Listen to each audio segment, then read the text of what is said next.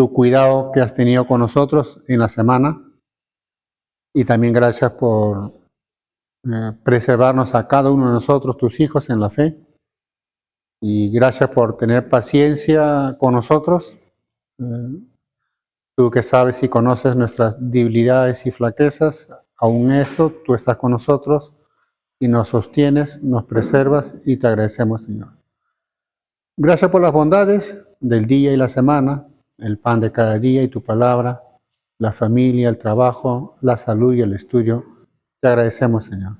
Gracias por esas bondades tuyas y te pedimos que nos bendigas en el servicio, Señor, en especial en cuanto a leer, entender tu palabra, Señor. Si bien es cierto, es palabra de Dios, difícil para nosotros, pero como tú eres un buen Dios y eres quien nos vas a instruir, aceptamos que vamos a aprender a cómo leer y entender tu palabra, Señor. Enséñanos en esto y bendice cada congregación que a estas horas se reúne en distintas partes del mundo, sean pobres o ricas, muchos o pocos, en la ciudad o en el campo. Bendice cada una de ellas, Señor, como también a nosotros. Te lo pedimos todos en Cristo. Amén. ¿Podemos tomar nuestros lugares? ¿Pueden pasar acá al círculo? Porfa, al círculo, pasen al círculo. Sí. Pasa, Mari, al círculo. Sí.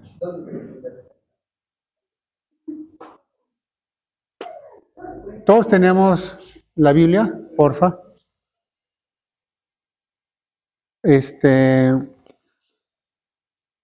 Marcos capítulo 2 sería. Marcos capítulo 2. Vamos a, ¿cómo se llama? Aprender a entender la palabra o interpretar la palabra, ¿no? Y vamos a hacer dos cosas. Uno es que yo hago la explicación y lo aplico en un pasaje y luego ustedes lo van a aplicar en otro pasaje, ¿no? Porque si no hay práctica va a ser un poco difícil que se pueda aprender, ¿no? Marcos capítulo 2, del verso 1 hasta el verso 12.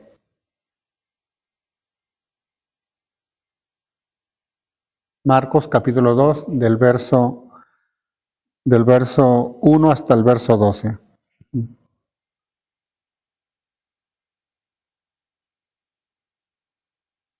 Y a los que encuentren dicen un amén silencioso. Porque el único que se escucha su grito es la de José nada más. No, está de viaje, José.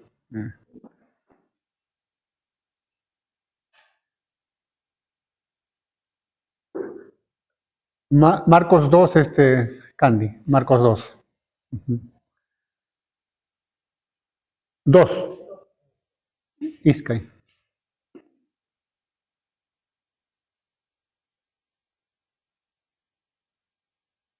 ¿Podemos pasar al círculo? Un favor, al círculo pasamos para... Sí, ¿podemos pasar al círculo? Percy, porfa. Uy, creo que vamos a agrandar el círculo. Agrandamos. Sí, sí. No, solamente corremos. Sí, nada más.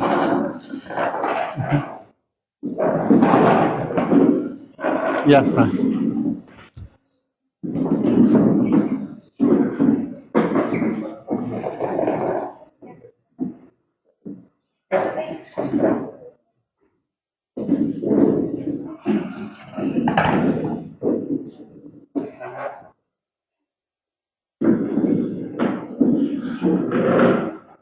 Creo que hay cojines, fíjense si hay cojines ahí. Hay cojines, ¿no? Creo, para...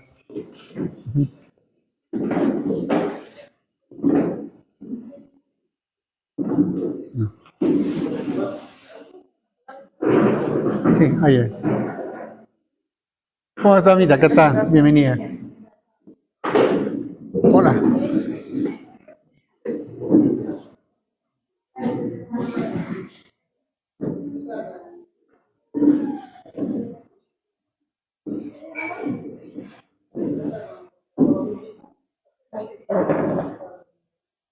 Estamos en Marcos capítulo 2. Marcos capítulo 2.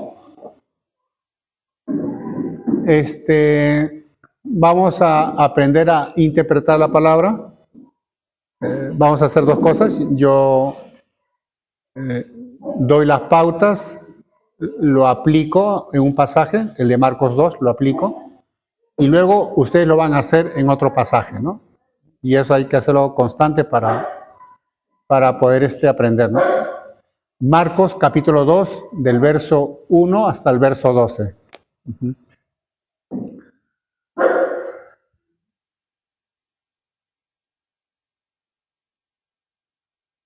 Siempre hay ese hábito, creo, yo en la sierra he notado más cuando el pastor se sienta, lo demás se aleja un poco más, ¿no? Esto está vacío, acá también, ¿no? Me siento, no, extraño y misterioso. No creo, no, o sea, no. En la sierra es casi... Ya, Juan, ¿puedes hacer la lectura? Hacemos la lectura congregacionalmente, ¿ya? Nos ponemos en pie. Juan va a dirigir la lectura y todos leemos como lo hacemos habitualmente. Marcos 2, 1 al 12. 1 al 12, sí. Vamos a leer, hermanos, en forma alternada. Dice la palabra. Entró Jesús otra vez en Capernaum. Después de algunos días, se oyó que estaba en casa.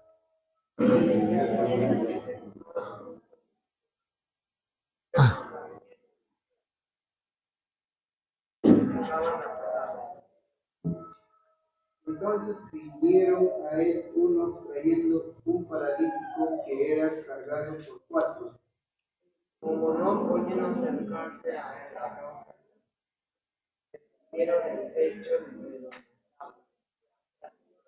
estaba, techo y Al ver Jesús la fe de ellos, dijo al paralítico: Hijo, tus pecados te son perdonados.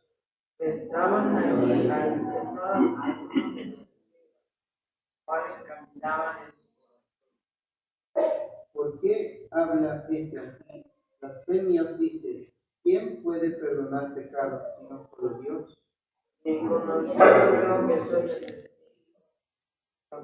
de esta manera que ¿por qué camináis así en vuestros corazones? ¿Qué es más fácil? ¿Decir al paralítico: pecados te son perdonados? ¿O decir: levántate, toma tu lecho y anda? Pues para que sepáis que el Hijo del Hombre viene a la tierra para A ti te digo, levántate, toma tu lecho y vete a tu casa.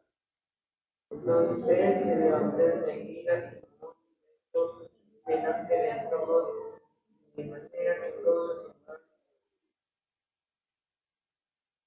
tal cosa. Amén. Bien, ¿pueden tomar sus lugares, hermanos?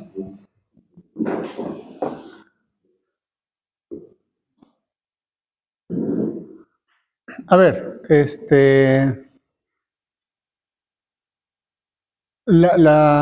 la vida humana es una constante interpretación. Nosotros cada vez que nos levantamos, mamá habla y tenemos que interpretar lo que dice mamá, porque si yo escucho y no interpreto, no voy a poder responder ni obedecer, ¿no? Así que la vida humana es una constante interpretación, ¿no? En todo momento interpretamos. Escuchamos música, interpretamos. Salimos a la pista, luz roja, ámbar, verde, interpretamos. En todo momento nosotros interpretamos, ¿no? Cuando nosotros compramos un periódico, las que conocemos, República, Expreso, Comercio, Ajá y todo lo demás, lo leemos y lo entendemos de manera inmediata, no hay dificultad. No hay dificultad porque ese periódico es contemporáneo a nosotros, es decir, pertenece a nuestra cultura, lenguaje, circunstancia, y por eso nosotros lo entendemos, no hay dificultad. Nadie anda con un diccionario para leer un periódico, nadie, ¿no? La dificultad está cuando nosotros tenemos un texto que no pertenece a nuestro tiempo, ¿no?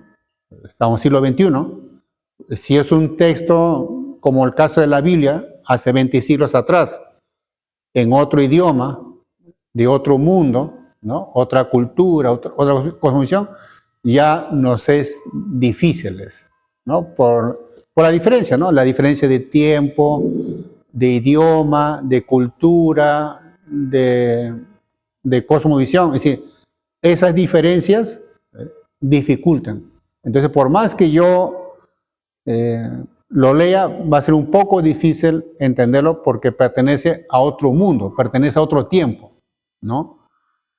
Y si ha sido escrito en griego, yo solamente sé español, va a ser más complicado, ¿no? Porque el texto está escrito en griego, no entiendo, no conozco, ¿no? Y aunque lo traduzcan, la traducción busca ser fiel al original, o sea, conservar lo que originalmente se ha dicho, ¿no? Porque la idea es conservar el sentido en la que fue escrito en su tiempo, hace 20 siglos, ¿no? La Biblia no ha sido escrito en el siglo XXI. Si la Biblia hubiese sido escrito en el siglo XXI, nosotros lo leeríamos y lo entenderíamos. No habría problema, pero como es de hace 20 siglos, con esa diferencia de idioma, cultura, cosmovisión y todo lo demás, nos es difícil, ¿no? Nos es difícil. Esta dificultad que tenemos con la Biblia también es una dificultad con los filósofos, los juristas y los literatos, ¿no? Por ejemplo, los filósofos tienen que leer a Platón y Aristóteles. Y Platón, Aristóteles, siglo VI a.C., en griego. Entonces, ellos también tienen ese problema. Por eso ellos también han desarrollado el método de interpretar a los textos de Platón, Aristóteles y lo demás, ¿no? Entonces, la única diferencia es que los textos de ellos son textos humanos. El caso nuestro es un libro especial porque profetas y apóstoles lo han escrito, pero Dios los ha inspirado y eso le da un cariz distinto, le da, ¿no? Ahí. Y los literatos también, ¿no? Por ejemplo, si quisieran entender la historia de la Odisea, la Ilíada de Homero, está en griego. Entonces, y eso ha sido escrito siglo VII a.C., creo, algo por ahí. Y Virgilio ha hecho, en latín ha escrito esa historia, ¿no? Para Roma, ¿no? Pero en latín, ¿no?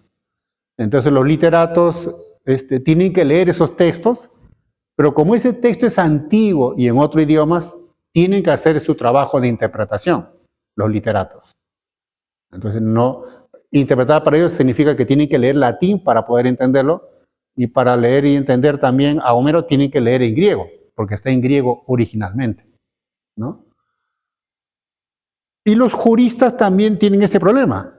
El derecho canónico, que es el derecho en la que casi la mayor parte de las constituciones del Estado actual se fundamentan, casi Roma, el derecho romano, es un derecho base para todo el mundo actual, ¿no?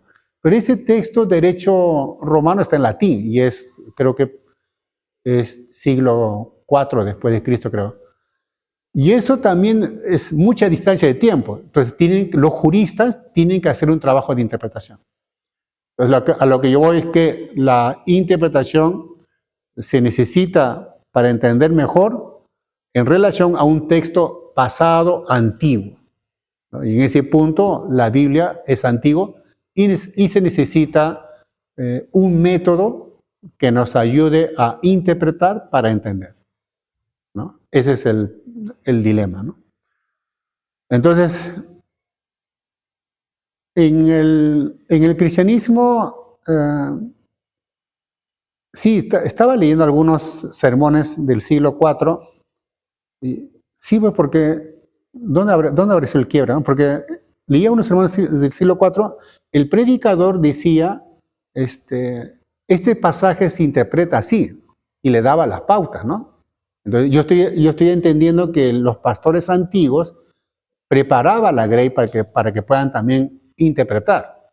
El caso es que en la actualidad no se enseña a la Grey a interpretar. Entonces la Grey se queda totalmente incapacitado o inhabilitado porque tiene la Biblia pero no puede entenderla, lo cual es un grave problema, ¿no? Porque si yo tengo la Biblia y no puedo interpretarlo, tampoco podría ser útil en este mundo, porque la utilidad nuestra depende de este libro, entre tanto que tengo la comprensión de este libro. Pero si yo no entiendo este libro, no tengo acceso a la verdad. Y si no tengo acceso a la verdad, tampoco soy libre, tampoco tengo vida. Si lo quieren poner gráficamente, seríamos casi como zombies, ¿no? Pero por esa misma razón se requiere interpretar. Ya está. Hasta ahí creo que está claro, ¿no? ¿Preguntas, algo? Dos cosas. El concepto de interpretar y los pasos para interpretar. ¿Estoy? Pero antes de dar el concepto y los pasos, sé que me han escuchado, pero mi pregunta es si me han entendido o si hay alguna pregunta. Con confianza. Ya. En desconfianza también. Vayamos con el concepto.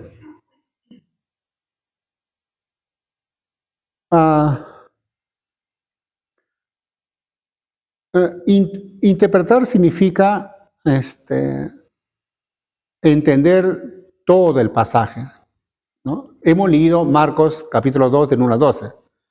Interpretar significa entender los 12 versículos. No es entender 5 de los 12 o 2 versículos de los 12, no es igual. Interpretar es entender los 12 versículos. ¿Por qué? Porque la verdad, ¿no? La verdad, la que nos quiere comunicar Dios en ese punto, la verdad está puesto en los 12. En los 12 versículos está puesto.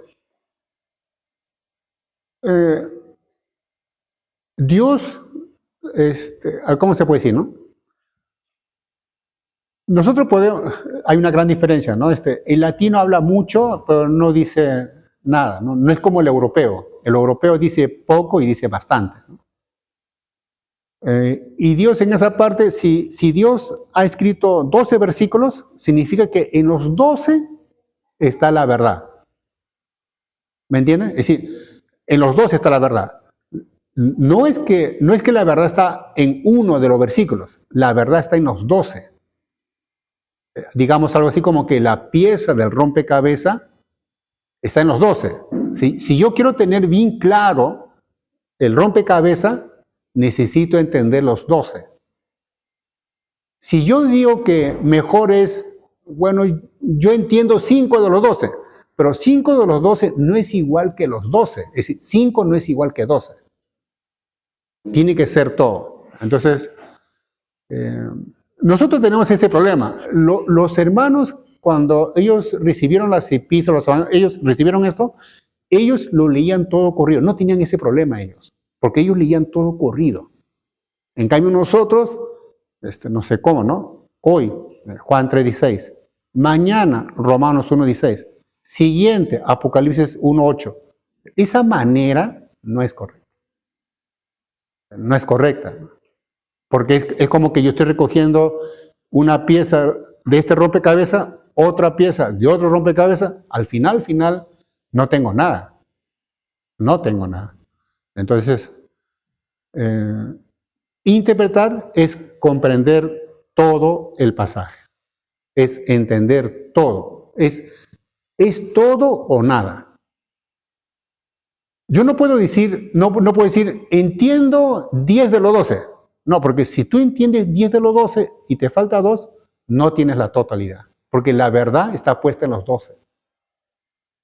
Porque Dios lo ha escrito en los 12, en esa historia ha puesto una historia de 12 versículos y la verdad está en esos 12 versículos. ¿No? En ese caso, está prohibido de los 12 mutilar. Está prohibido. Es decir, son 12. No, yo quiero 10 nomás. No, yo quiero 8. No, está prohibido.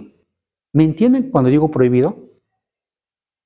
Pero nosotros somos mutiladores. No sé dónde habrá salido eso, ¿no? Porque tenemos un pasaje, bueno, uno dice, ¿no? Es 12 versículos. Bueno, el Señor entenderá, ¿no? Me esfuerzo y entiendo 5 de los 12. Ya, es un gran esfuerzo, ¿no? Creo que Dios me entienda, ¿no? Pero 5 no es igual que 12. ¿No? Eso primero, ¿no? Segundo, interpretar es lo que dice el autor original, ¿no? Digamos, en este caso Marcos, ¿no? ¿Qué es lo que dice Marcos? Interpretar no es lo que yo digo, ¿me entiende? Interpretar no es lo que yo digo, interpretar es lo que Marcos dice. Si yo entiendo a Marcos, entiendo a Dios. ¿Por qué? Porque Dios inspiró a Marcos. Entonces, entre Marcos y Dios no hay diferencia, porque lo que dice Marcos es lo que dice Dios. Entonces, mi objetivo, ¿no? mi meta, mi objetivo, mi interés es entender a Marcos. Entender a Marcos. El pasaje que hemos leído, Marcos 2, del 1 al 12, el objetivo es, lo leo y debo ser consciente qué es lo que dice Marcos. Esa es la clave. No es qué es lo que yo digo, porque yo no escribí eso. Si yo debo quedarme bloqueado, ¿me entienden? Yo debo bloquearme, porque yo no escribí eso. Mi objetivo es leerlo, y es entender lo que dice Marcos.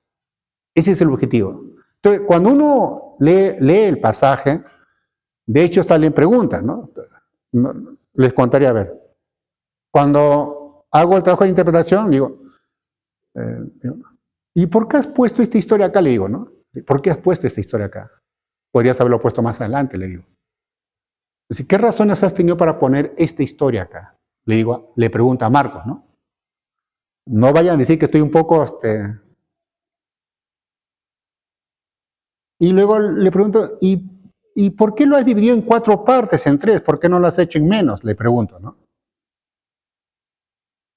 El diálogo con él me hace consciente de que mi interés es entender lo que él ha escrito.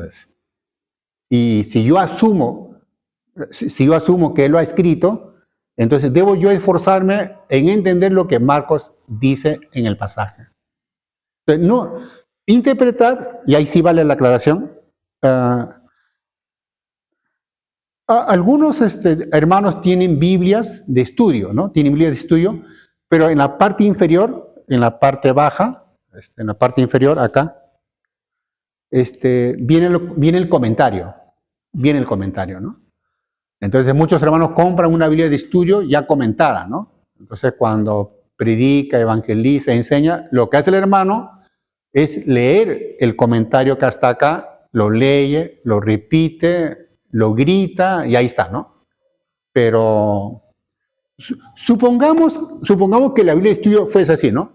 Biblia de estudio John Maxwell, ¿ya? O Biblia de estudio, ¿quién más? Biblia de estudio MacArthur, ya está. Pero todas las notas comentadas están acá en la parte inferior. De MacArthur. MacArthur ha puesto todo su comentario, lo ha puesto en la parte inferior. Maxwell también. Entonces los hermanos compran una Biblia de estudio y no hacen un gran esfuerzo porque solamente es leer el comentario que está en la parte inferior y el hermano lo repite, parafrasea, enfatiza, grita, salta, brinca para que la gente le pueda creer, ¿no?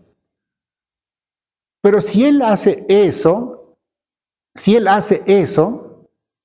al final, él es un predicador de MacArthur, no es predicador de la palabra.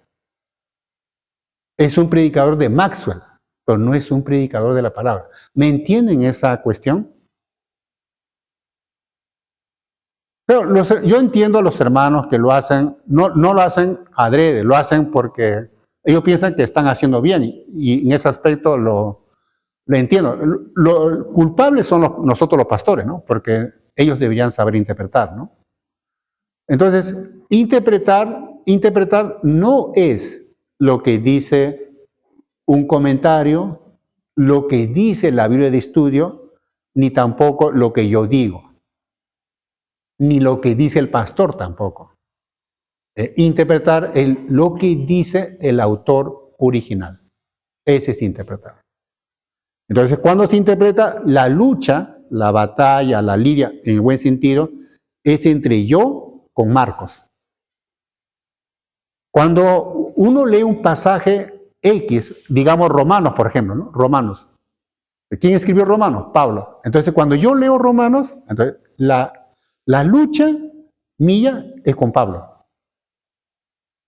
¿Por qué escribes esto? ¿Por qué has puesto esto aquí? ¿Qué significa este término? Asumes y uno toma la conciencia de que mi objetivo es entender a Pablo. Si yo entiendo a Pablo, entiendo a Dios. Porque Dios inspiró a Pablo. Entre Pablo y Dios no hay diferencia.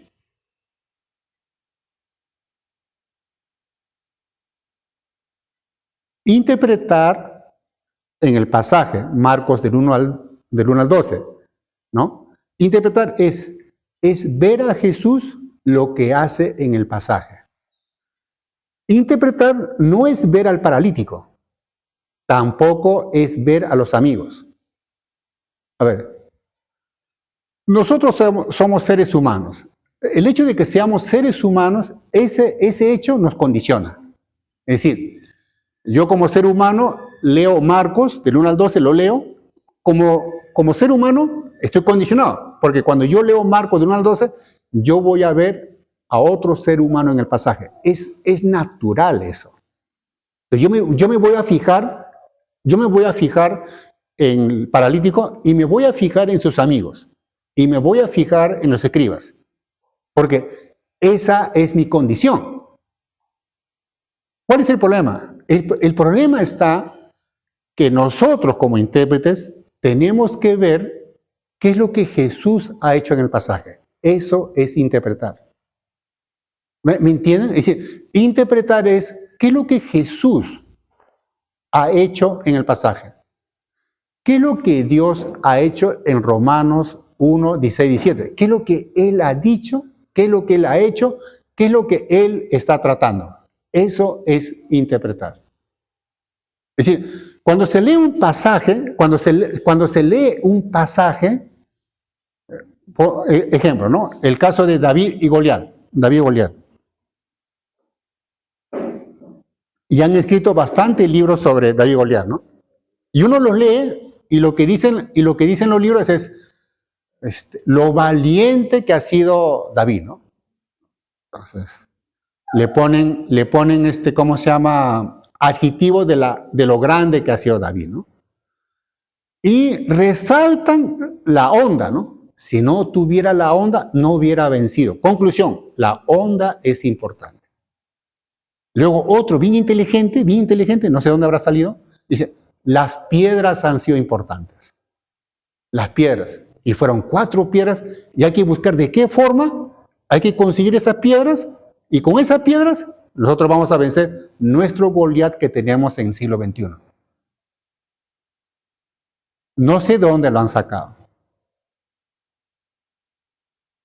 Pero es un problema eso, porque todos se fijan en lo que David ha hecho. ¿Qué es interpretar? Interpretar es qué es lo que Dios ha hecho con David. Porque David es obra y resultado de lo que Dios hizo con él. Paralítico. ¿Qué es lo que Jesús ha hecho con el paralítico? Porque el paralítico es obra y resultado de Jesús. Entonces, interpretar es lo que Jesús hace en el pasaje, lo que Jesús dice en el pasaje, lo que Jesús trata en el pasaje. Es ver a Jesús en el pasaje. Eso es interpretar. ¿Está claro o está oscuro? Si uno lee el pasaje y nos fijamos lo que Jesús hace, Bueno, eso es interpretar. Porque lo que Jesús hace es eso lo que comunicamos a la gente, ¿no? Hasta ahí el concepto, ¿no? El concepto. ¿Preguntas para pasar a los pasos para interpretar? ¿Está claro con el concepto? He dado varios, ¿no? Es entender todo, ¿no? Es entender según el autor original, es ver a Jesús o a Dios en el pasaje, ¿no? Eso es interpretar, ¿no? Claro que hay que tener bien definido que interpretar no es lo que yo digo, ¿no? Porque nosotros podemos decir muchas cosas, pero son inválidas porque yo no escribí eso. Así que el asunto no es tanto lo que yo pueda decir, ¿no? Porque lo que yo pueda decir carece de sentido, porque yo no escribí ese pasaje. Y como yo no escribí, no tengo yo la valía de opinar, decir, no tiene sentido. Entonces, interpretar, entro en una relación con el autor, en este caso Marcos, ¿no? Y le pregunto, ¿no? ¿En cuántas partes divides esta historia? Entonces, yo tengo que esforzarme de descubrir en cuántas partes lo ha dividido, pues. Porque él ha escrito, yo no escribí eso. ¿Por qué has puesto esta historia justamente en Marcos 2? ¿Por qué no la has puesto más adelante? ¿Qué razones has tenido para ponerla acá? Entonces, yo le pregunto y él responde, ¿no? Y así, interpretar es un diálogo con el autor. Porque yo asumo que lo ha escrito y que él me tiene que comunicar y hablar. Hasta ahí el concepto. ¿Estamos? Ya. ¿Preguntas, inquietudes? Sí. ¿Qué cosas se debería considerar para poder entender al autor de lo que está diciendo, ¿no? Sí. Su cultura, su lenguaje. No. Lo que yo he dado es el concepto, para que tengamos en claro de lo que significa interpretar, ¿no? Primero eso, ¿no? Segundo, paso a dar los pasos para interpretar congregacionalmente, porque una cosa es lo que un académico interpreta, ¿no? Un académico que se le llama exégeta, ellos dominan 20 pasos. Es decir, 20 pasos para interpretar, ¿no? Y ellos han estudiado 4 o 5 años para eso, ¿no? Entonces, pero ellos son distintos a nosotros, distintos, ¿no? Porque en el caso de ellos, 20 pasos es porque se les piden más capacidades, ¿no? Deben saber idiomas, deben saber ciencias de la religión, deben saber semiótica, deben saber estructura. Se les piden más capacidades, ¿no? Porque han hecho carrera en eso. No fue un curso, han hecho carrera en eso, ¿no? Y son expertos en eso, ¿no? 20 pasos nos gustaría, pero va a ser imposible porque no estamos preparados para eso, ¿no? Y nuestra condición con ellos es distinto, porque en el caso de ellos, expertos en eso, nosotros somos congregantes. Así que hay una gran diferencia en eso, ¿no? Entonces, para interpretar tenemos varias alternativas. La primera alternativa que tenemos es el método devocional, ¿no? El método devocional, que es una práctica común en los creyentes, solamente es de 3 pasos. Es leer Marcos del 1 al 12, preguntar a Marcos del 1 al 12 y obedecer lo que dice Marcos del 1 al 12. Nada más que son 3 pasos. Leer el pasaje, preguntar al pasaje y obedecer al pasaje. Punto, nada más. A eso se le llama, tiene variantes, pero se le llama método devocional, se le llama, ¿no? Es útil, sí, es útil, pero no profundiza, ¿no? Es decir, si alguien quisiera predicar, enseñar sobre Marcos usando el método devocional, no va a ser bueno, porque para enseñar a predicar hay que ir un poco más allá de la devocional. Hay que ir más allá de la devocional. Son 3 pasos, pero 3 pasos no nos pide muchos requisitos. Hay que saber leer, hay que saber preguntar y ser bien obediente. No es tan complicado. No es tan complicado. Complicados son los 20 pasos. En los 20 pasos tienes que saber latín, tienes que saber griego, hebreo, tienes que tener literatura patrística. Ya, es complicado. Así que podemos soñar, pero quedaría en el sueño. Ahí nada más queda, ¿no? Ahí queda. Y lo que voy a compartir son 4 pasos. 4 pasos para interpretar el pasaje bíblico.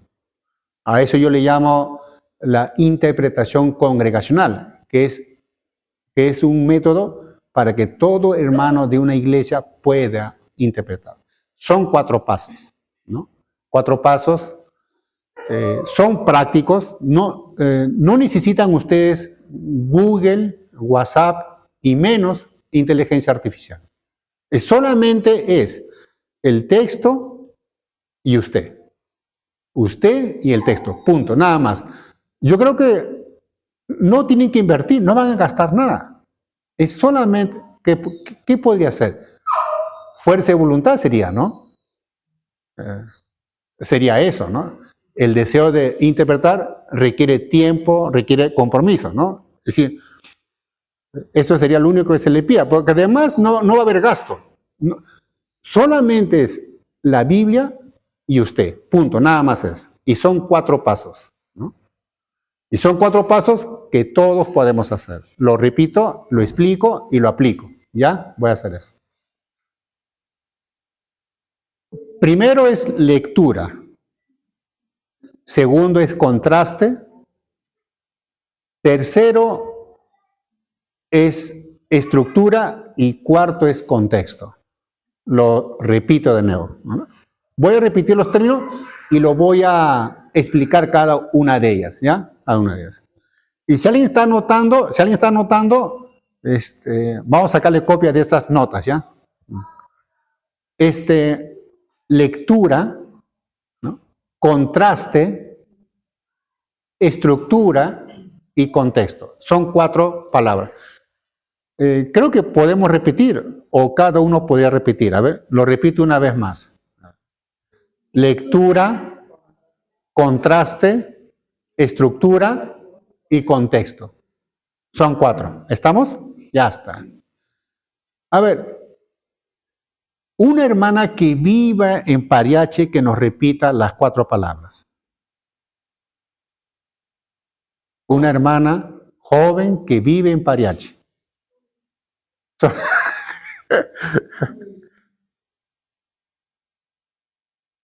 A ver, ¿quién nos repite? A ver. Voluntario, voluntarias. Las 4 palabras, los 4 pasos. A ver. A ver, hermana. Yes. Sí. Bien. Un varón, un caballero, un cruzado. Lectura, contraste, estructura y contexto. Ya está. Ahora explico cada una de ellas, ¿ya? Y luego lo aplico al pasaje que hemos leído. Lectura significa entender lo que se está leyendo. Es decir, no es lectura veloz. ¿Estamos? No es lectura. Si yo leo, es para entender. Entonces significa que si el objetivo de la lectura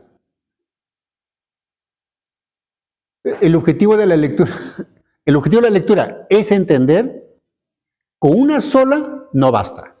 Entonces ahí viene una orientación. Hay que leer varias veces. Entonces, no basta una lectura. Hay que leer varias veces. ¿No? Varias veces. Por 2 razones hay que leer varias veces. Cuando nosotros leemos varias veces, el texto, lo que hemos leído varias veces, queda más o menos grabado en la mente. Y pasan los días, nosotros caminamos, pero la mente está trabajando, porque tiene esa historia, Y la mente está pensando en esa historia, está buscando entender la historia. Y trabaja la mente. Y a veces va a ocurrir que en el momento menos pensado dice, por eso vino con sus amigos. Por eso Jesús le perdonó su pecado. Entonces ya va entendido. Entonces en ese aspecto, leer varias veces es bueno para retener la historia. Para retener la historia, ¿no? Pero se lee varias veces porque el objetivo es entender. Si en una es insuficiente, hay que leer varias veces, ¿no? Varias veces. Que se tenga claro que la lectura es para entender el pasaje. ¿Estamos? Es entender a Marcos, ¿no? Segundo, el contraste. El contraste es entre los versos iniciales y los versos finales, ¿no? Que en este caso sería el verso 1 con el verso 12. ¿Por qué? Si no hay cambio, cosa rara, si no hay cambio entre el verso 1 y el 12, significa que nada pasó, ¿no? Porque si no hay cambio, si no hay nada, es que nada aconteció, no se movió nada. El contraste ayuda a distinguir que entre el inicio y el final ha habido un cambio. Algo ocurrió. Porque cambió, porque no es igual. El final no es igual que el inicio. Y como no es igual que el inicio, hay obviamente, le pregunto, ¿qué has hecho, Marcos, del 2 hasta el 11? O sea, algo ha pasado ahí. Claro, porque si decimos que no es igual el final con el inicio, no es igual, es porque algo ocurrió.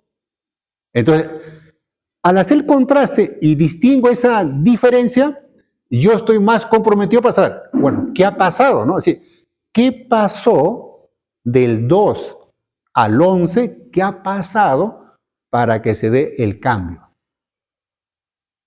Porque entre el verso 1 y el 12 ha habido cambio. Y si ha habido cambio, ha habido movimiento. Ha habido proceso. Ha habido desarrollo. Algo ocurrió entre el 2 y el 11. Entonces, de ser así, entonces yo estoy más conectado. Conclusión. Ya no puedo elegir. Me encanta el verso 5. Ya no puedo ya. ¿Por qué? Porque al hacer yo el contraste del 1 al 12, yo estoy comprometido de entender todo. Porque la respuesta del cambio entre el verso 1 y el 12, la respuesta está entre el 2 y el 11. Conclusión, yo tengo que entender todo. Si no, no se resuelve el problema. ¿Ese punto está más o menos entendido? Sí. Puede haber un capítulo que el inicial y el final no haya cambio. No. Siempre tiene que haber cambio. Siempre hay cambio. Siempre hay cambio. Pero vale la aclaración, hermana.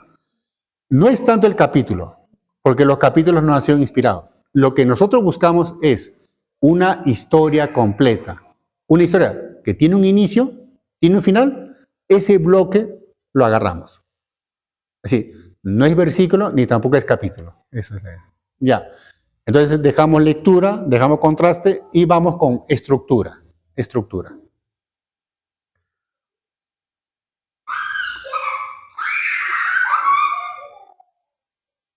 Todo lo que existe en el mundo tiene estructura.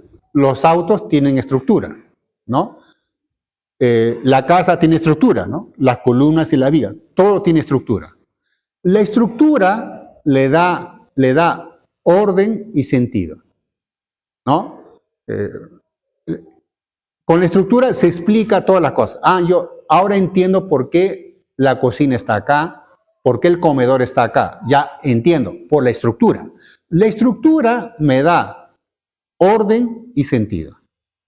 Nosotros mismos como seres humanos tenemos una estructura ósea, la cual da sentido a todos nuestros movimientos, ¿no? Entonces, en ese punto, cuando leemos Marcos 2, del 1 al 12, hay una estructura y pongo dos argumentos. Entre Dios y nosotros, Dios es más ordenado. ¿Ya? Él es mucho más ordenado y en ese punto Él sabe más que nosotros, que tú y yo solamente entendemos cuando las cosas están ordenadas. Cuando las cosas están en desorden, en caos, no se entiende. Nadie entiende el caos, porque es un desorden total. La mente humana está presto solamente para entender aquello que está ordenado. Es por eso que en la vida la mente busca ordenar las cosas para ser entendidas. Y en ese punto, cuando nosotros tenemos un pasaje, Marcos 2, del 1 al 12, la pregunta que se plantea es, ¿en cuántas partes Marcos ha dividido este pasaje? Es decir, vale la aclaración.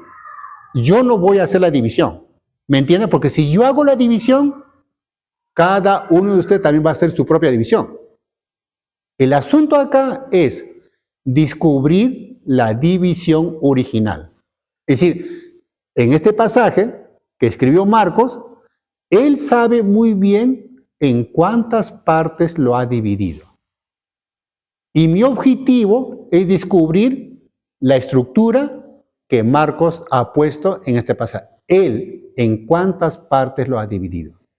Si yo descubro la estructura, entonces yo voy a entender mejor el pasaje, va a tener más sentido y va a tener más coherencia.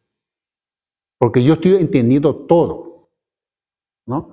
En ese aspecto, la estructura me ayuda a entender el todo y me ayuda a entender las partes. Ese es lo bueno, ¿no? Estructura, ya está. Sí.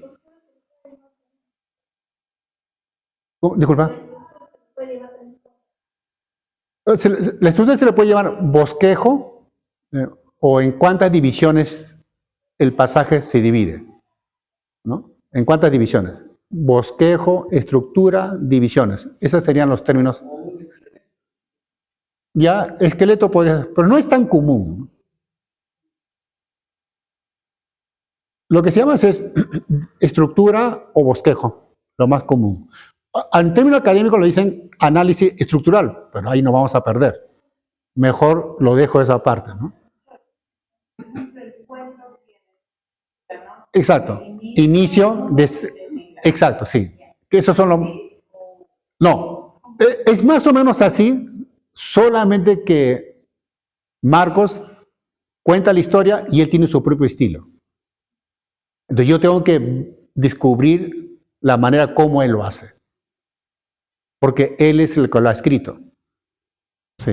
Pero lo que usted dice es cierto. Es más o menos así como lo que usted dice. Inicio, desarrollo y final. Y en el desarrollo, problema, conflicto y resolución.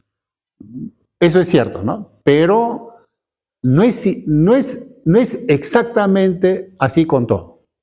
No lo es. Y lo vamos a ver ahorita con Marcos, ¿ya? Sí.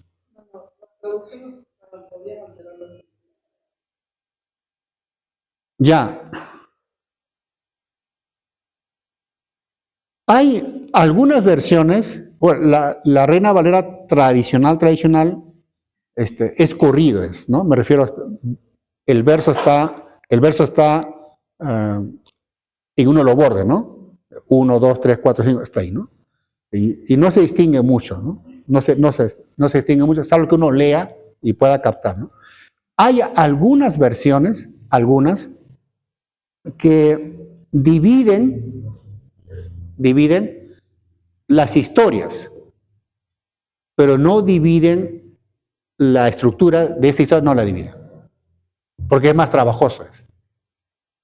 Lo que hacen son las divisiones. La historia esta inicia acá, termina acá y empieza otra. En esas partes, sí. Sí. Pero en nosotros teníamos Marcos 2, del 1 al 12, ya está. Pero no hay ninguna versión que te diga primera parte, segunda, tercera, no hay ninguna. No hay. Ni inteligencia artificial. No, no puede, se cansaría. Sí. La estructura se puede asemejar a mapa. No, se podría graficar después que se ha hecho el trabajo de interpretación.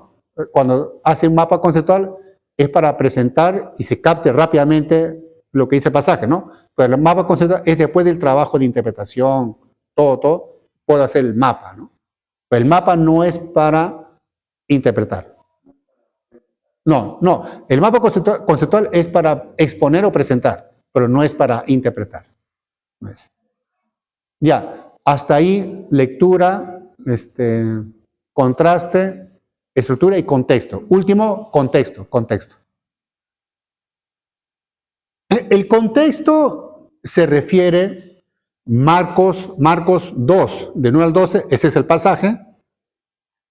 ¿Qué relación tiene con los pasajes anteriores? Que vendría a ser, los pasajes anteriores, vendría a ser la del capítulo 1 de Marcos.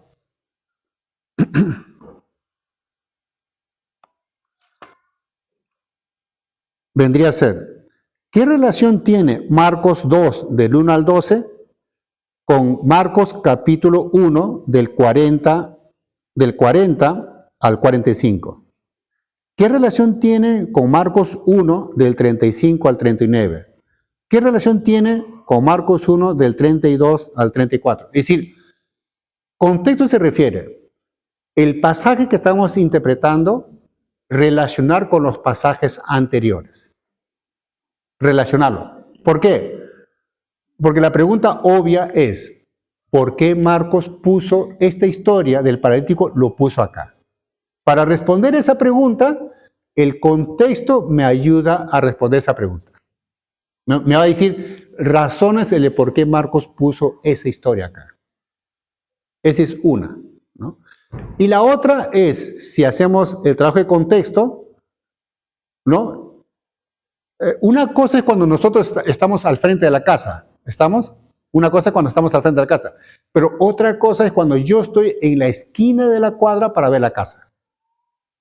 Entonces, lo que hace el contexto es, en la medida que yo retrocedo, voy a tener la misma perspectiva que Marcos tuvo para escribir este pasaje. Es decir, cuando yo hago el trabajo de contexto, yo voy a tener la perspectiva de Marcos para entender el pasaje. Porque estoy notando las conexiones. Y me pongo en la situación de Marcos para ver desde los pasajes anteriores cuál es la perspectiva y enfoque para entender mejor Marcos 2, del 1 al 12. Porque en la Biblia no existen pasajes independientes. Todos los pasajes en la Biblia están conectadas, están relacionadas. Hay nexos. Entonces mi trabajo es buscar esas conexiones. Si yo entiendo las conexiones, me pongo en la situación de la perspectiva de Marcos para entender mejor lo que él ha escrito. Eso. Hasta ahí sería. Eso es lectura, contraste, estructura y contexto. Ahora, lo que se ha dicho, ahora lo apliquemos al pasaje. Todos con Marcos 2, del 1 al 12. ¿Ya?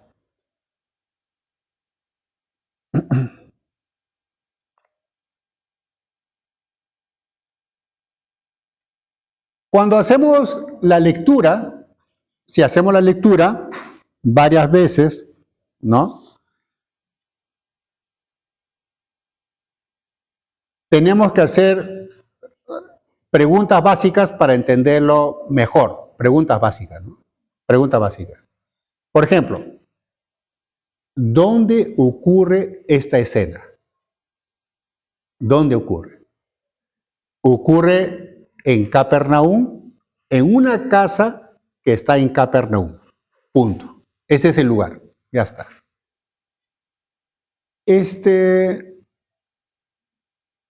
Los personajes, pero en orden de aparición. Los personajes, pero el orden como aparece. No poner por poner los personajes. Es decir, tal como aparece en el pasaje, nosotros diríamos los personajes. Jesús, uno, vendría después el paralítico con los 4 amigos, después viene la multitud, después viene los escribas y después termina con la multitud. O sea, lo repito, a ver. Los personajes es para saber quiénes están actuando en la historia, ¿no? Los protagonistas. Pero debe ser una lista según el orden de aparición. Jesús, la multitud, el paralítico, sus 4 amigos, la multitud otra vez, los escribas y la multitud al final. Hasta ahí, lugar, personajes, ¿no? Tercero,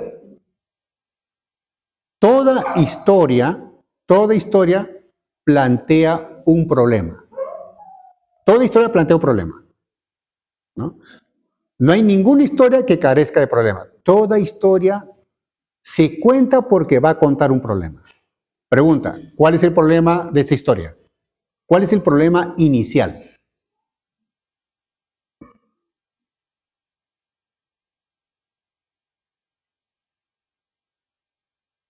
En sí, si ustedes notan, son 2 escenas. Una es cuando Jesús enseña en la casa a la multitud. Él predicaba, él enseñaba, es la primera. El primer plano es esa. Luego el otro plano es cuando aparece el paralítico con sus amigos. Entonces vendría a ser, ¿no?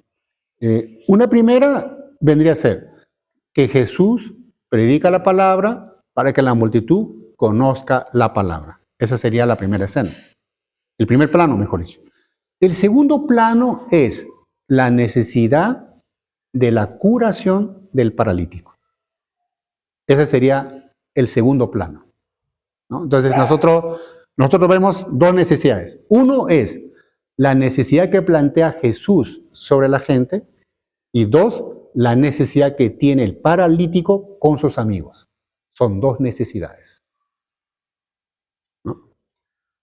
Ya, eso es solamente con lectura, no es complicado, es escenario, personajes y la trama. Y la trama plantea el problema, ya está. Eso es lectura. Con eso ya por lo menos tenemos ya toda la historia ahí, ¿no? Ahora vayamos con contraste. ¿Alguien puede leer el verso 1 y el verso 12? A ver, el verso 1 y el verso 12.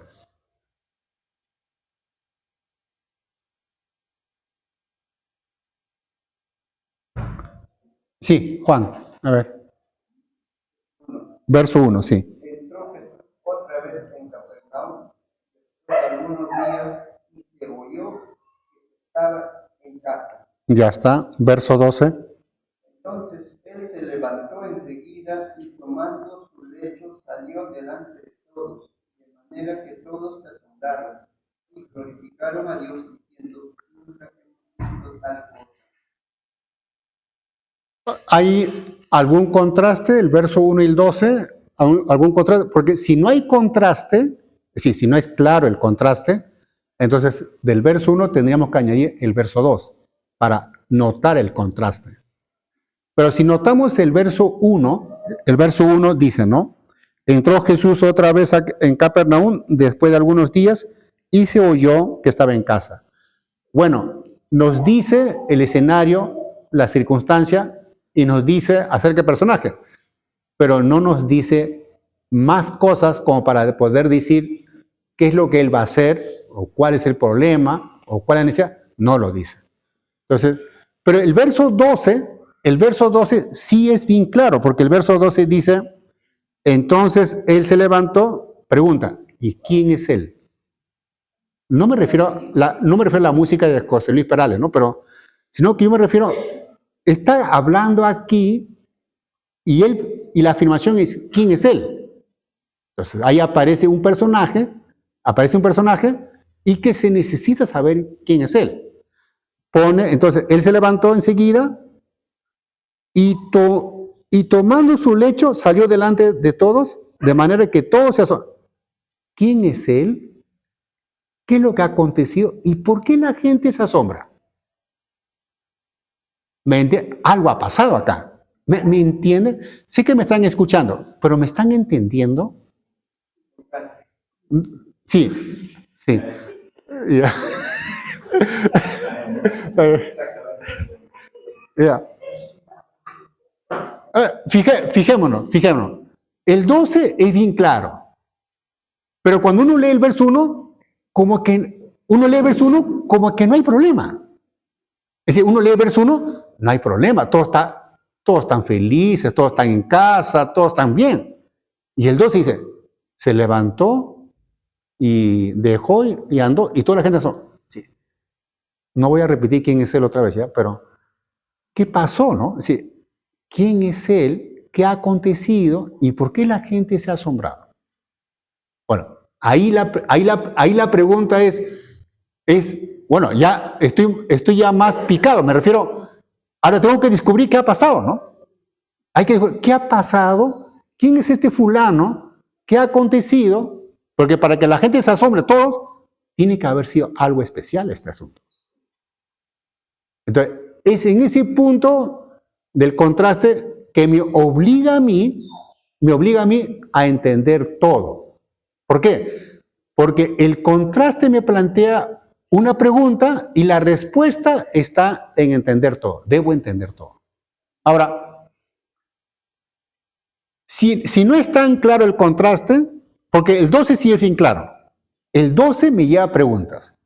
¿Quién es ese fulano? ¿De cuándo apareció ese fulano? ¿Qué aconteció con ese fulano? Y lo que ha acontecido debe haber sido algo especial, porque para que la gente se asombre, tiene que haber sido algo especial. Ahora, pero si el verso 1 no ayuda, entonces podemos sumar el verso 2. Ahora, ¿alguien puede leer el verso 2? ¿Alguien puede leer el verso 2? Ya. E inmediatamente se juntaron muchos, de manera que ya no cabían ni aún a la puerta, y les predicaba la palabra. Ya, con eso mayor es el contraste. ¿Por qué? Porque Jesús predicando. Se supone que Él ejerce la predicación y la gente todos escuchando. Es un escenario de enseñanza y de prédica. Jesús predica y la gente escucha. Pues la parte final dice, no, la parte final, entonces Él se levantó. Ahora, de hecho, no se levantó en protesta de la prédica, porque lo que dice es que Él se levantó y tomando su lecho salió todo, y toda la gente se adoró. ¿Qué relación hay entre este fulano con lo que Jesús predicaba? Porque entre lo que Jesús predicaba y lo que dice el verso 12, hay un cortocircuito. Hay un cortocircuito. Entonces, por ese cortocircuito, no es que yo sea electricista, pero por ese cortocircuito yo tengo que indagar qué ha pasado acá. Entonces me lleva a conocer más. Ese es el contraste. El contraste me dice que entre el inicio y el final algo ha pasado.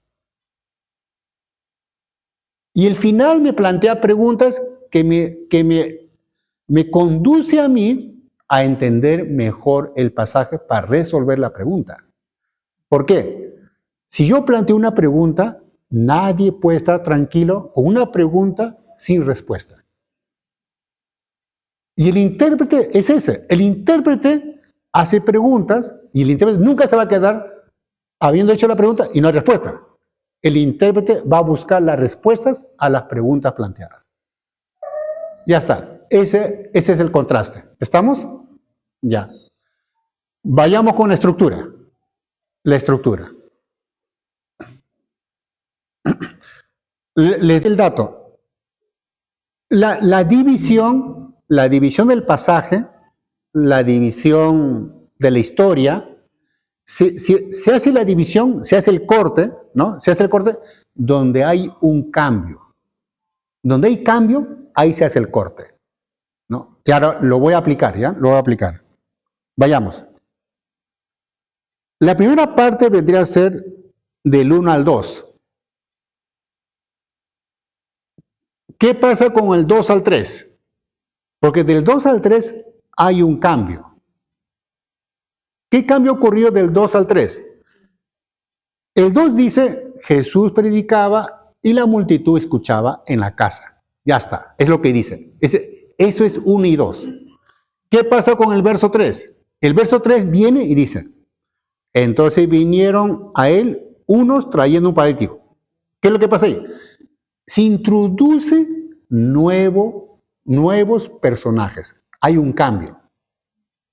Por cuanto hay ese cambio, porque lo normal es Jesús predica y la multitud escucha. Ese es lo normal. Pero el 3 dice, y vinieron algunos trayendo un paralítico. Ingresan en la escena, ingresan nuevos personajes. Hay un cambio. Se introduce personaje nuevo. Ahí se hace el corte. Ahí se hace la división. Entonces la primera división sería 1 y 2, Jesús predicando. Entonces viene el 3. El 3 es otra escena, es otro acto. ¿Por qué? Porque interviene otro personaje. Al intervenir otro personaje es otra escena. Ya está. Ahora, del 3, ¿hasta dónde sería?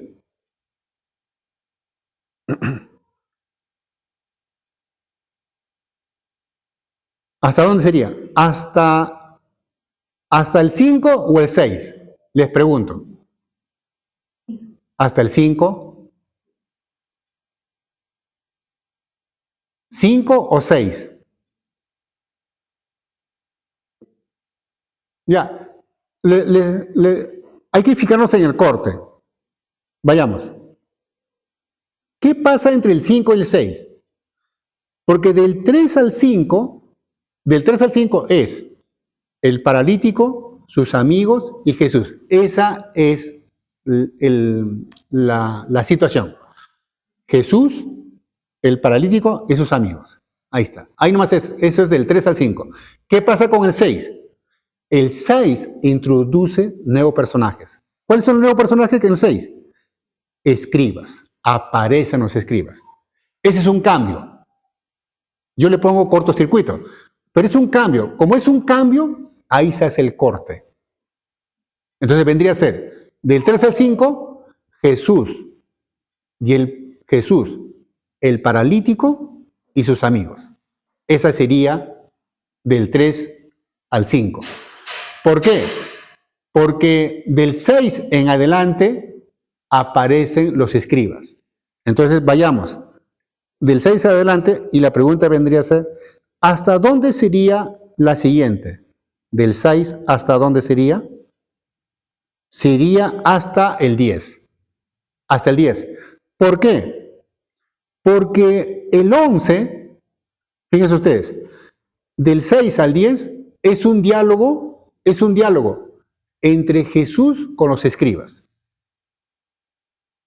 Es entre los escribas y Jesús dialogan ahí. Porque los escribas sentados ahí, ¿por qué habla así? Blasfemia dice.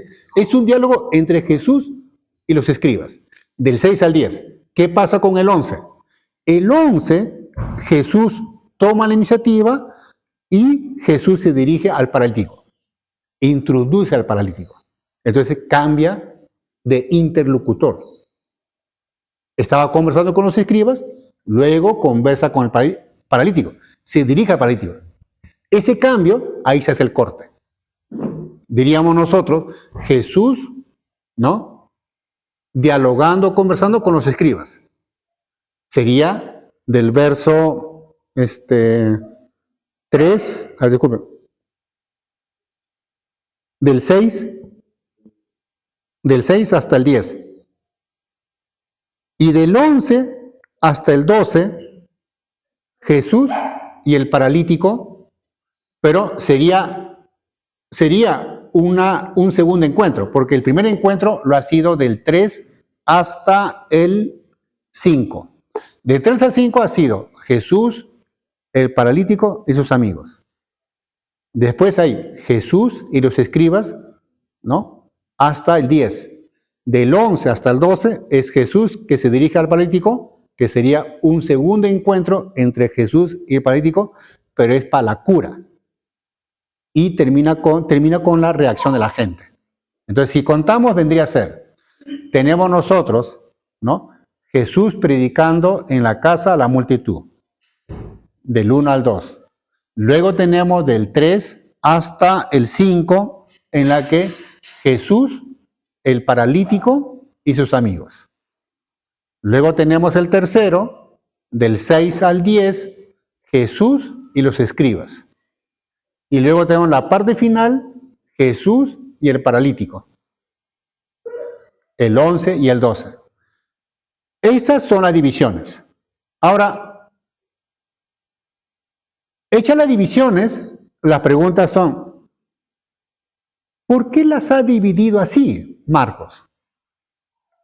¿Me entienden? Siempre es bueno preguntar al autor, ¿no? ¿Por qué lo ha dividido en estas partes? O, ¿qué tiene que decir en la primera escena? Si uno mira la primera escena, lo que dice es, para Jesús, importante era predicar la palabra. Porque para Jesús, la palabra atiende una gran necesidad del hombre. Ya está, esa sería. La segunda, lo que dice la segunda es, pero la gente, ¿no? La gente, la masa, la multitud, tienen necesidades. Pero sus necesidades son temporales. Ejemplo, un paralítico. Un paralítico viene a Jesús para que le atienda su necesidad temporal. Y ahí viene un detalle. Aunque la gente venga por sus necesidades temporales, Jesús siempre da más allá. ¿Por qué? ¿Qué le dice Jesús? Hijo, tus pecados te son perdonados. Es un cortocircuito. Es un cortocircuito porque han venido... Han venido... Creo que... Han venido... Yo creo que está molesto conmigo este Percy.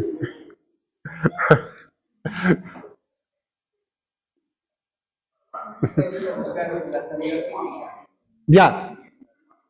Han venido por una necesidad física y Jesús le atiende la necesidad vital, el perdón de pecados. Es decir, vino por un caramelo y Jesús le da toda la comida hecha, le da. ¿Me entienden? Es un cortocircuito eso, ¿no? Entonces, en ese punto lo que dice es, Jesús ha venido para atender necesidad vital. Los hombres vienen por sus necesidades temporales. Esa es la primera parte y la segunda parte. Tercera parte, Jesús con los escribas. Los escribas, teólogos, exégetas, intérpretes, no están interesados con la salud del paralítico. Están interesados por asuntos de rito y cuestiones religiosas. Es decir, a los escribas no le interesa la salud del paralítico. Le interesa que se mantengan las cuestiones religiosas.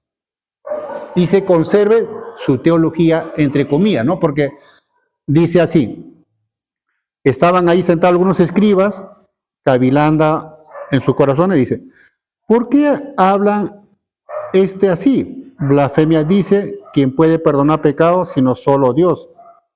Y conociendo luego Jesús en su espíritu que cavilaban de esta manera dentro de sí mismo, le dijo, ¿por qué caviláis o por qué pensáis así en vuestros corazones? 9. ¿Qué es más fácil decir al paralítico, tus pecados te son perdonados? O decirle, levántate, toma tu lecho y anda. Entonces, a ver, hay que seguir la división, ¿no? Jesús predicaba y lo que él está haciendo es atender la necesidad vital de los hombres. Por eso predicaba. Toda la gente viene a Él por su necesidad temporal. Aunque la gente venga a Él por su necesidad temporal, Jesús no lo rechaza. Pero Jesús da misericordia, pero da mucho más que misericordia, porque le dice, hijo, tus pecados te son perdonados. Y aparece un tercer grupo, los escribas. Se supone que ellos deberían ser mucho más misericordiosos, mucho más entendidos, pero en verdad ellos son el tropiezo, porque ellos están pensando más en las cuestiones teológicas de ellos y no están pensando en la persona, y no están pensando también en aprender, no están pensando. Entonces le dicen, ¿quién es este que viene y perdona pecado? Porque solamente Dios perdona pecado. Conclusión, Dios perdona, Él no lo es, ¿y por qué Él hace esto? Comete blasfemia. Entonces, en el caso de ellos tienen su sistema teológico y desde su sistema teológico hacen un juicio y evalúan a Jesús y lo desaprueban, ¿no? Entonces Jesús, conociendo los pensamientos, le dice, ¿cuál es más fácil? ¿Decir al paralítico, levántate y anda, o tus pecados te son perdonados? ¿Cuál es lo más fácil?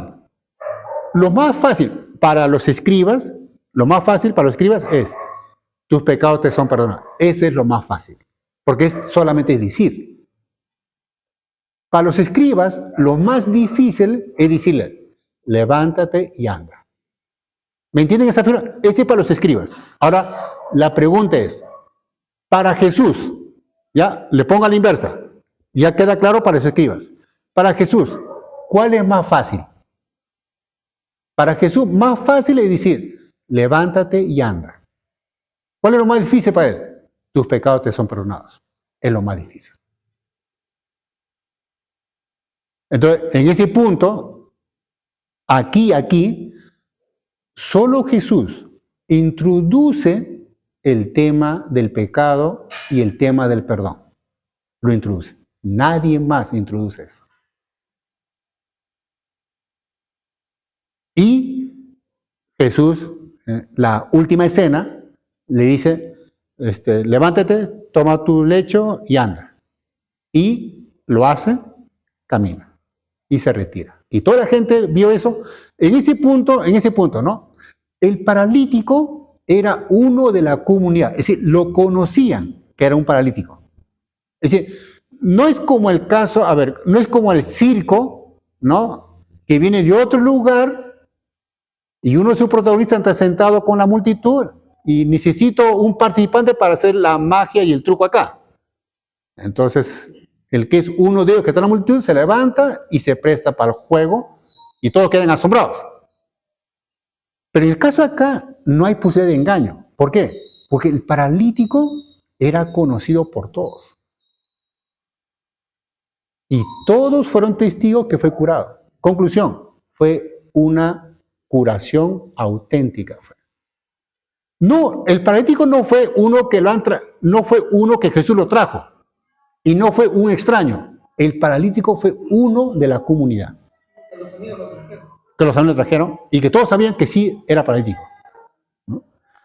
Entonces, la estructura es esa. Se divide, hay que entender cada una y hay que relacionar con todas. Ahora, hecho eso, está bien claro el pasaje.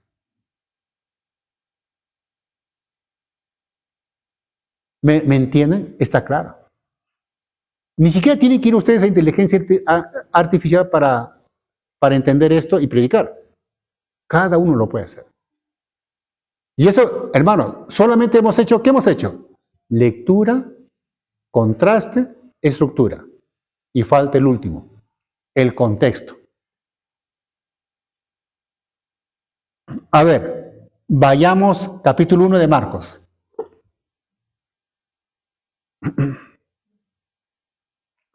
Yo voy a empezar capítulo 1 desde el verso 9. ¿Lo tienen? Capítulo 1, verso 9.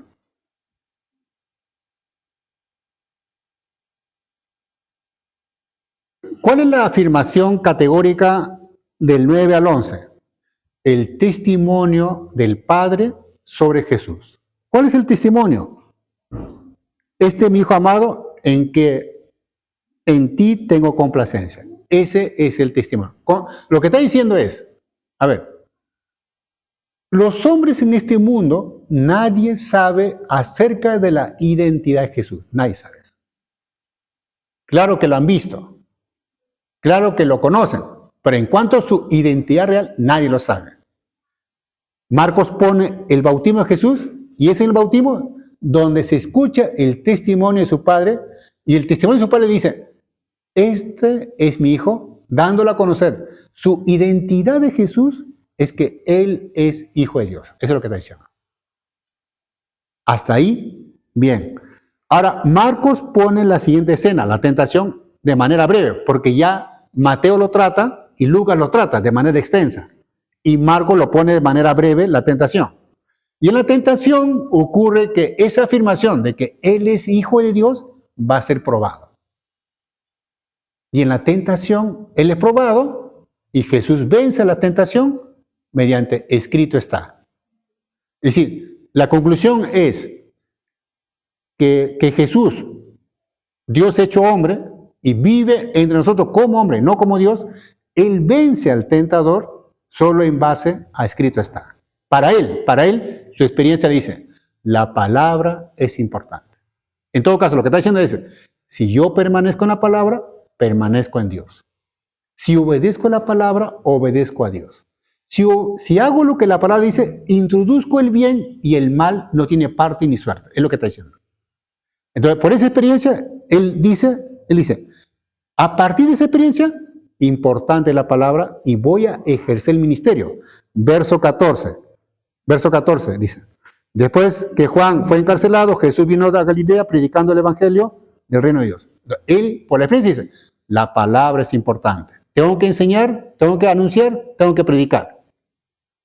Lo hace diciendo, el tiempo se ha cumplido y el reino de Dios se ha acercado. Eso es lo que él establece. Es decir, para él, su tarea es predicar el evangelio, predicar acerca del reino de Dios. Esa es la tarea de él. Lo aprendió de la tentación, lo aprendió ejerciendo el ministerio, y él sabe que esa tarea de predicar es una gran tarea, porque tiene que hacerlo para el mundo entero. Entonces, necesita predicadores. Y él llama a 4 pescadores para que se unan a él y poder llevar el evangelio a todas partes. Solo no podría. Entonces llama a 4. Y los 4 van a tener que hacer lo mismo que Jesús ha hecho hasta aquí. Ahora, el verso 21. Ahora, voy a leerlo, pero presten atención a lo que dice Marco. Marco dice, verso 21. Y entraron en Capernaum y los días de reposo, fue sábado, entrando en la sinagoga, enseñaba. Fíjense, hasta aquí Jesús tiene bien claro, importante es predicar, enseñar, anunciar la palabra. Ese es importante. Lo ha hecho en la tentación. Lo ha hecho, él resuelto y dice, mi ministerio es predicar la palabra. Y por eso él llama a más gente para que le puedan ayudar a él en la prédica. Y va a la sinagoga de Capernaum y lo que él hace es enseñar. Pero aparece un espíritu inmundo y Jesús, enseñando, hace un alto y atiende al poseso. Hace un alto y atiende al poseso. 22 dice, y se admiraban de su doctrina porque les enseñaba como quien tiene autoridad y no como los escribas. Pero había en la sinagoga de ellos un hombre con un espíritu inmundo que dio voces, diciendo, ¿qué tienes con nosotros, Jesús Nazareno? ¿Has venido para destruirnos? Sé quién eres, el Santo de Dios. Pero Jesús le reprendió, diciendo, cállate y sal de él. Ojo, pestaña y ceja, no digo antena. Presten atención. Fíjense ustedes, hasta el enemigo sabe la identidad de Jesús. Los hombres no lo saben. Hasta el enemigo sabe quién es Jesús, su identidad sabe. Y Jesús les hace callar. ¿Los hace callar? Y Jesús le reprende, cállate y sal de él. 26, y el espíritu inmundo, sacudiéndole con violencia y clamando a gran voz, salió de él. Y dice 27, y todos se asombraron de tal manera que discutían entre sí diciendo, ¿qué es esto? ¿Qué nueva doctrina es esta? Que con autoridad manda a los espíritus inmundos y le obedecen. Y muy pronto se difundió su fama por toda la provincia alrededor de Galilea. Jesús predicaba en Capernaum, se presentó un poseso, hace un alto, libera al poseso y toda la gente se asombra. Ya está. Vayamos del 29. El trajín del día ha sido agotador y Jesús va a la casa de la suegra de Pedro para descansar. Pero en la casa de la suegra de Pedro, la suegra misma se encuentra mal de salud con alta fiebre. Y los discípulos interceden. Ustedes noten ahí, ¿no? Hay una necesidad temporal. La suegra de Pedro, conclusión, hay que amar a la suegra, ¿ya?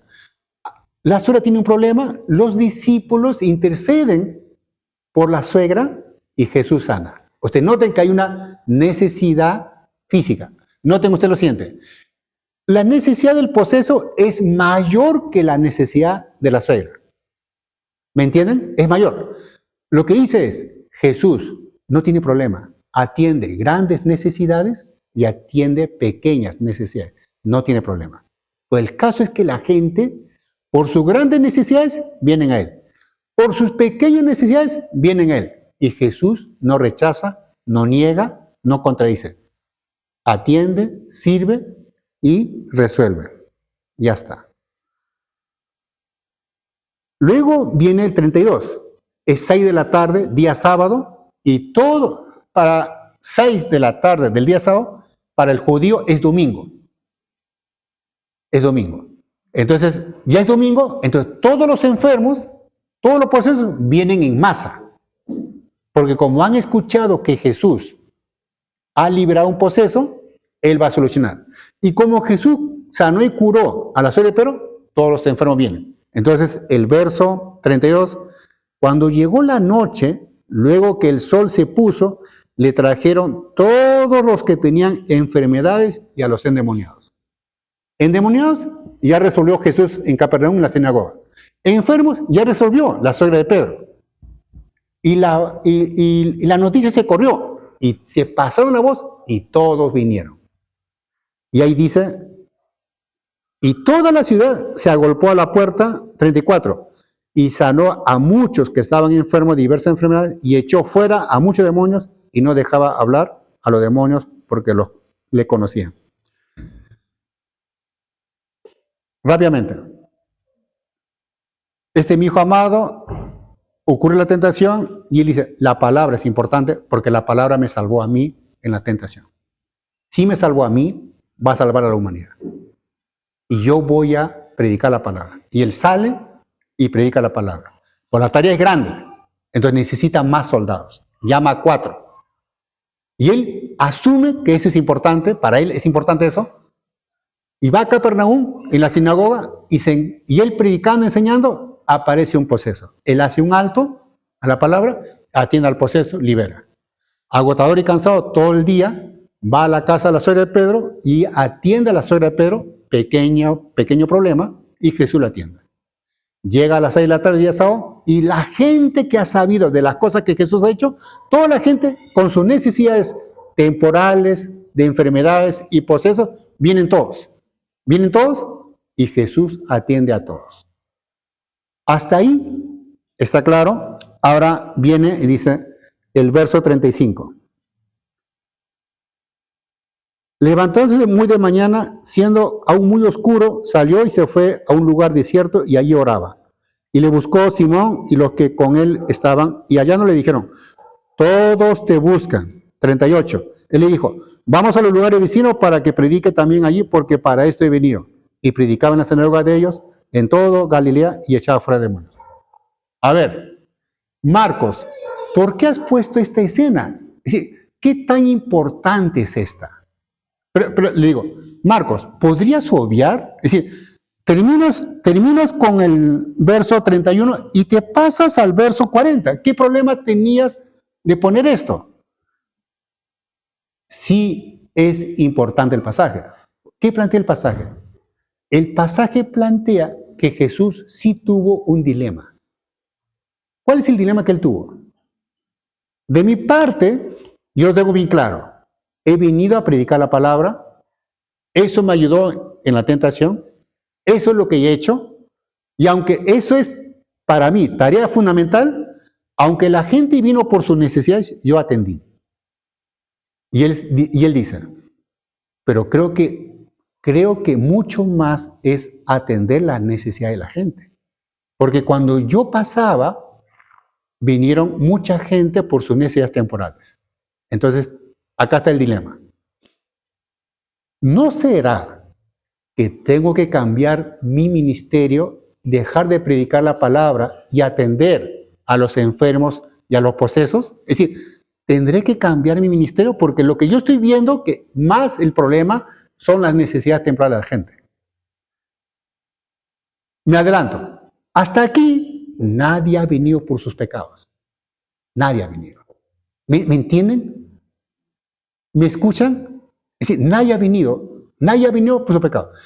Y lo que viene la gente por sus necesidades. Entonces él dice, su dilema, Padre, ¿no será que yo tengo que cambiar mi ministerio?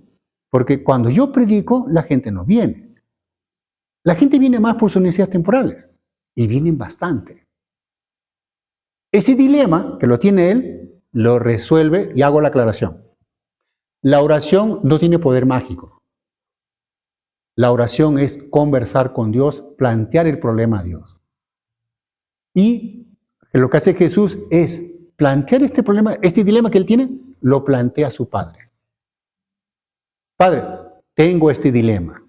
Y este dilema lo que le dice es, Padre, ¿no te habrás equivocado por si acaso? Porque tú me has enviado, yo lo acepté, me has dicho mi tarea, lo estoy haciendo, pero yo me doy cuenta que al final, lo que tú me planteas no es lo correcto, porque lo que yo veo en la realidad es que la gente viene por sus necesidades temporales.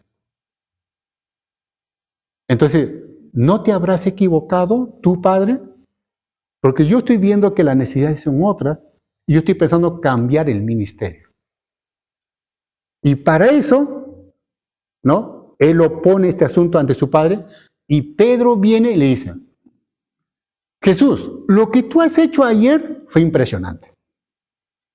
Es decir, más hablan de ti, de lo que tú has curado y de lo que tú has liberado a los poseedores. La gente sale en TikTok, Facebook, WhatsApp, en todo está saliendo. Te has hecho famoso, Señor. Yo como consejero político, yo te digo, haz lo mismo que has hecho ayer y toda la gente votará por ti. Nadie le ayuda. Nadie le ayuda. Está solo, es un extraño y no digo la otra palabra más.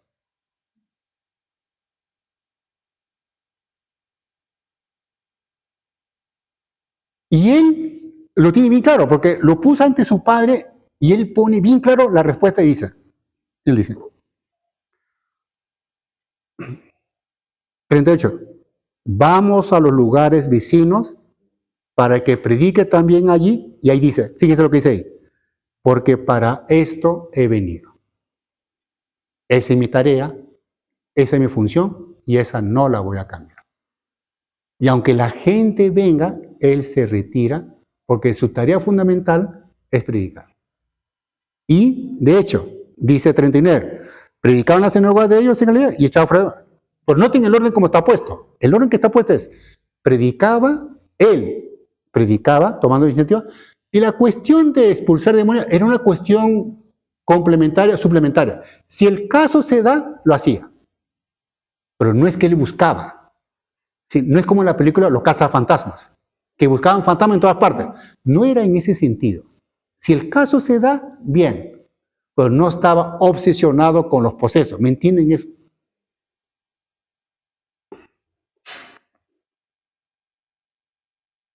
Entonces, luego viene el leproso. Y con eso hago la conexión. Vino a él un leproso rogándole y hincada la rodilla le dijo, si quieres, puedes limpiarme. Y Jesús, teniendo misericordia de él, extendió la mano y le tocó, le dijo, quiero ser limpio. Y así que él hubo hablado, al instante la lepra se fue de aquel y quedó limpio. Entonces le encargó rigurosamente y le despidió luego. Él le dijo, mira, no digas a nadie nada, sino ve y muéstrate al sacerdote y ofrece por tu purificación lo que Moisés mandó para testimonio de ellos. Pero ido él comenzó a publicarlo mucho y a divulgar el hecho, de manera que ya Jesús no podía entrar abiertamente en la ciudad, sino que se quedaba fuera en los lugares desiertos y venía a él de todas partes.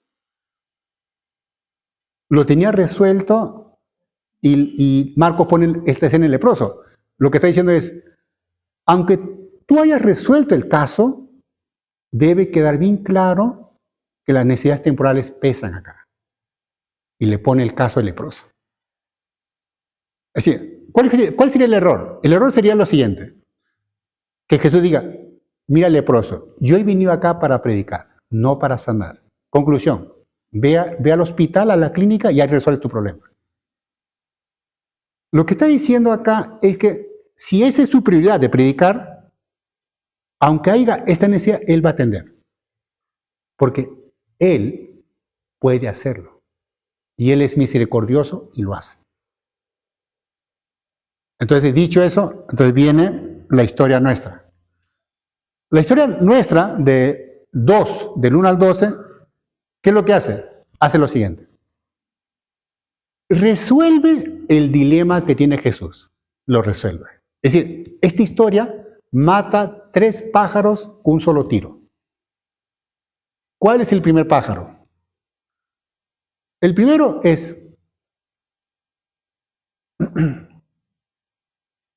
las personas a lo mucho que saben es sus necesidades temporales, pero no saben su necesidad vital. ¿Cuál es la necesidad vital? El perdón de pecados. Eso nadie lo va a plantear. Solo Jesús. Entonces, con eso lo que dice la historia es, dice, sí, es importante que tú prediques y anuncies, porque lo que tú predicas y enseñas, esto resuelve el problema esencial del hombre. ¿Cuál? El perdón de pecados. Y con el perdón de pecados se resuelven los síntomas, es lo que está diciendo.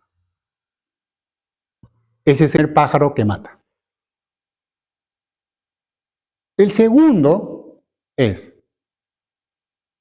¿cuál es más impresionante? ¿Predicar o sanar? ¿O librar poseso? Más impresionante es la liberación del poseso. Para la gente, más impresionante es la curación y la liberación del poseso. Para la gente. Y más simple y ordinario es predicar. Pero para Jesús, más impresionante es predicar. Y más simple es curar. ¿Por qué? Porque al predicar, la gente descubre una enfermedad que no podían descubrirlo. Son pecadores y que solo Jesús puede perdonar. Y eso es más impresionante. ¿Por qué? Porque con ese acto cambian de vida, cambian de oficio, cambian de historia, cambian destino. Y no me digan que eso no es más impresionante. Es mucho más impresionante. Pero en ese punto diría, sí, está claro. Palabra primero, misericordia después. Ya está. Y tercero,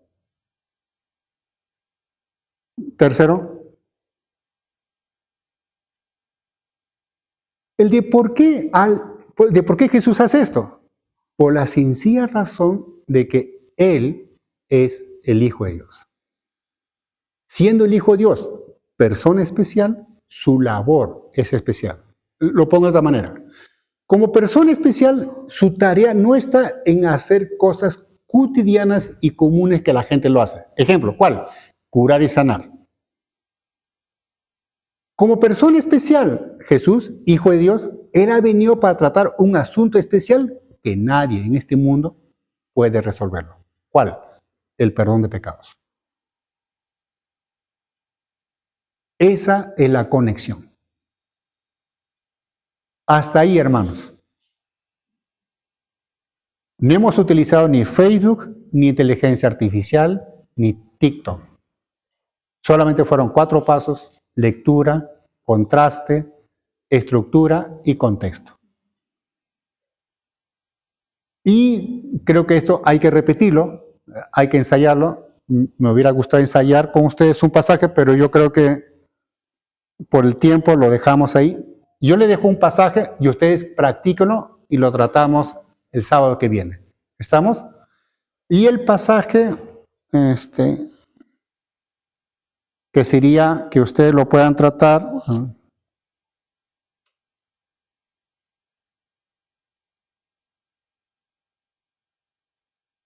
Juan capítulo 6,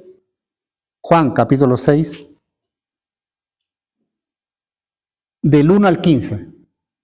Juan capítulo 6, del 1 al 15, lo tratan ustedes en la semana, ¿no? Apliquen los 4 pasos y el sábado lo tratamos. Juan capítulo 6, del 1 al 15. Ya está. Sí.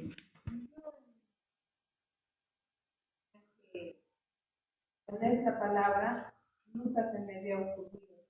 No sé, mi cerebro se formó así. Que cuando leía yo la palabra de Dios, nunca he pensado como. Yo decía, Jesús es Dios. Entonces, no como ser humano. Por ejemplo, ¿no? Usted dice, y él tenía un dilema. Y yo nunca me había imaginado eso. Yo digo, ¿cómo? Si es Dios, no puede tener dilema. Él sabe. Entonces, sí es válido pensar en ser humano, o sea.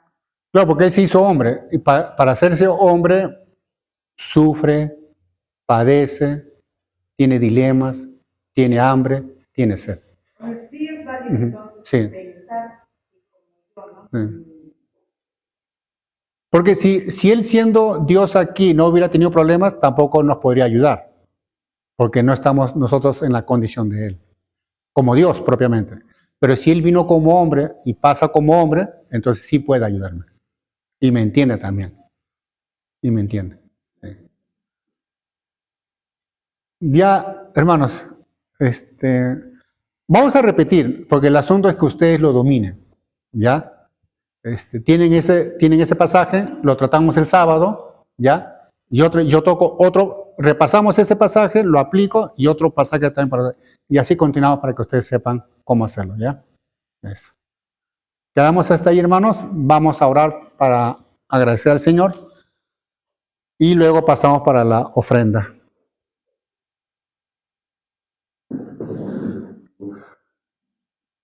Lo que sí he hablado rápido por el asunto del tiempo.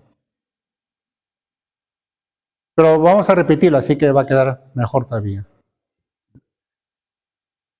Oramos.